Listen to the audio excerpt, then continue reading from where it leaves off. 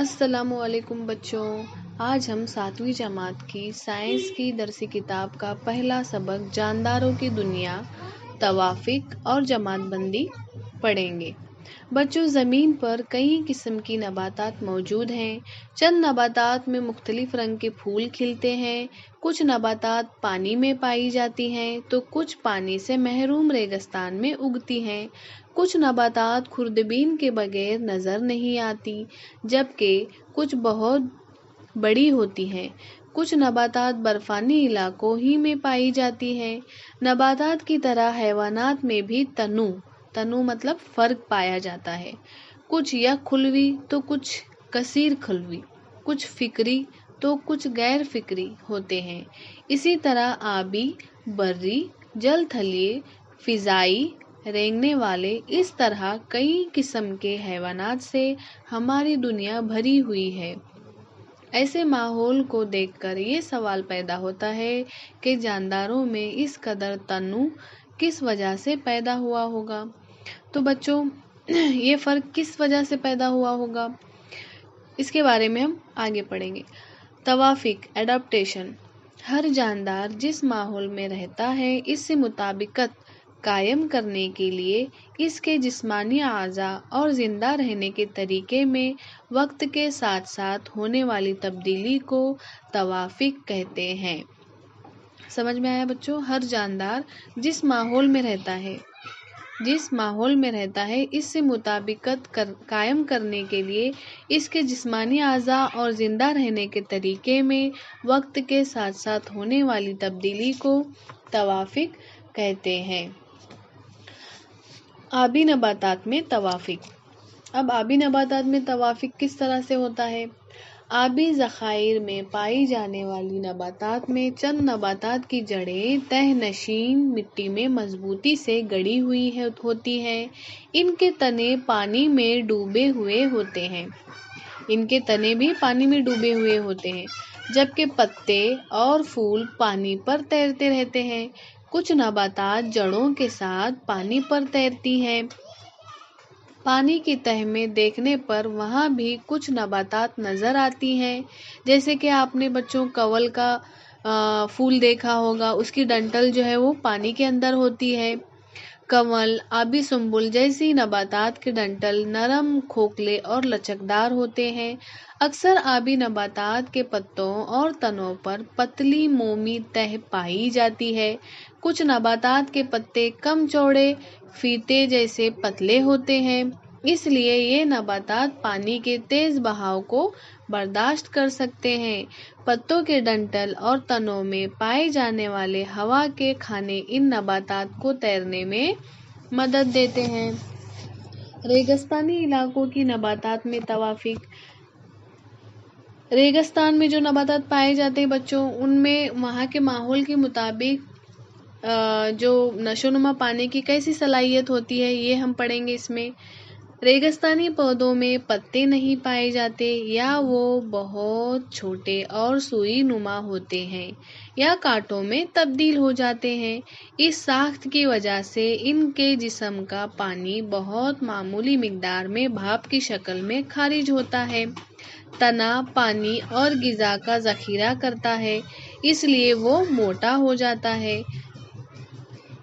وہ جو تنا ہوتا ہے وہ موٹا ہوتا ہے۔ کیوں موٹا ہوتا ہے؟ کیونکہ اس میں پانی کا ذخیرہ ہوتا ہے، کیونکہ جس وقت ان کو پانی نہیں ملتا تو ان کا ذخیرہ کیا ہوا جو پانی رہتا ہے، اس پانی کا استعمال کرتے ہیں وہ نباتات۔ تنا پانی اور غذا کا ذخیرہ کرتا ہے، اس لیے وہ موٹا ہو جاتا ہے۔ پانی کی کمی کی وجہ سے تنے کو شعاعی ترکیب کا فعل انجام دینا ہوتا ہے، اس لیے وہ ہرا ہوتا ہے۔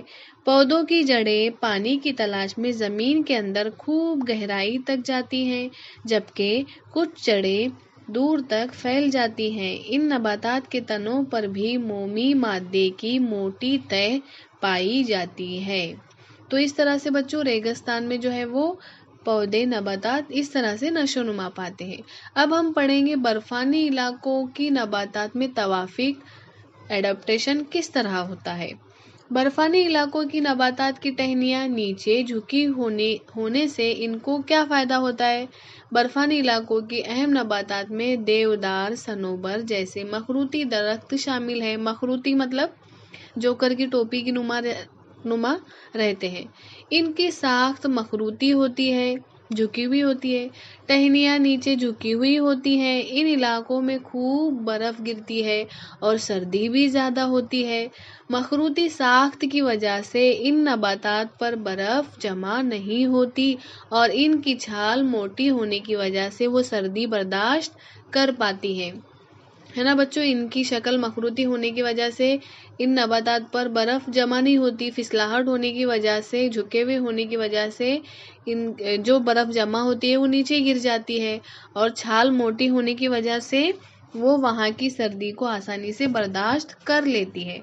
अब बच्चों जंगलाती इलाकों में नबातात में तवाफिक किस तरह होता है ये अब हम पढ़ेंगे। इन इलाकों में मुख्तलिफ किस्म की नबातात पाई जाती हैं। जैसे जंगलात में क्या क्या होता है? दरख्त, झाड़ियाँ, पौधे, घास, फूस। सूरज की रोशनी हासिल करने के लिए इनमें मुकाबला आराई होती रहती है। सूरज की रोशनी के हुसूल के लिए दरख्तों की ऊंचाई बढ़ती है क्योंकि सूरज की रोशनी के बगैर नबातात अपनी नशोनुमा नहीं कर सकते। इनके सहारे बेलें भी ऊंचाई तक पहुंचती है। जहां तक दरख्त की ऊंचाई होती है इनको लपेटते हुए अपने आप को बेलें भी ऊपर तक पहुंच जाती है। कुछ बेलों के तनों में कमानी की मानिंद बेल डोरे होते हैं जो कि तने का तवाफिक ही है। अब बच्चों घास के इलाकों की नबातात का तवाफिक किस तरह होता है वो अब हम पढ़ेंगे। घास के इलाके में बड़े पैमाने पर छोटी छोटी झाड़ियाँ और कई किस्म की घास उगती है। ये घास अपनी रेशेदार जड़ों की मदद से जमीन की झीज को रोकती है। अस्तवाई इलाकों में घने जंगलात होते हैं। इसमें शेर, हाथी, हिरन जैसे हैवानात छुप सकते हैं, लेकिन सर्द इलाकों की घास ऊंचाई में कम होती है, इसलिए इसमें खरगोश जैसे हैवानात पाए जाते हैं। पहाड़ों की ढलानों, सतह मुर्तफा और मैदानी इलाकों में बड़े पैमाने पर चरागाहें नजर आती हैं। चरागाहें मतलब जहाँ पर हम जानवरों को चरने के लिए, घास फूस खाने के लिए छोड़ते हैं। अब बच्चों नबातात में गिज़ा के लिए तवाफिक किस तरह होता है वो अब हम पढ़ेंगे।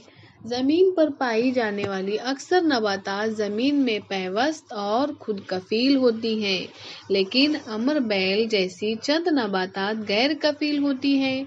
अमर बैल का जिस्म यानी सिर्फ जर्द रेशों जैसे तने का जाला होता है, इसमें पत्ते नहीं पाए जाते, इसलिए ये अपनी गिज़ा तैयार नहीं कर सकती। दूसरी नबातात के तनों से गिज़ा हासिल करने के लिए इसमें चूसने वाली जड़ें पाई जाती हैं। ये जड़ें मेज़बान दरख्त की उरूकी और आबी नालियों तक पहुंचकर इनसे गिज़ा और पानी को जज्ब करती हैं, तभी नबातात को पानी और गिज़ा मिलती है। फफूंद में खिज़रे की गैर मौजूदगी की वजह से वो शुआई तरकीब का फ़ैल अंजाम नहीं दे सकती। रोटी, पाव जैसी निशास्ती गिज़ाई अशिया से गिज़ा हासिल करने के लिए इसमें जड़ों जैसे रेशे पाए जाते हैं। नबातात की नशोनुमा के लिए नाइट्रोजन, फास्फोरस और पोटाशियम की ज़रूरत होती है। जिस ज़मीन में नाइट्रोजन की कमी होती है वहाँ नशोनुमा पाने वाली कुछ नबातात जैसे वेंस फ्लाई ट्रिप, ड्रासेरा सुराहिया पौधा कीड़ों का शिकार करके नाइट्रोजन की ज़रूरत पूरी करती हैं। ऐसे पौधों में कीड़ों को रागिब करने और इन्हें पकड़ कर रखने के लिए पत्तों या फूलों में तवाफिक पाया जाता है। तो बच्चों नेक्स्ट पीरियड में हम हैवानात में किस तरह तवाफिक होता है ये पढ़ेंगे। तब तक के लिए शुक्रिया।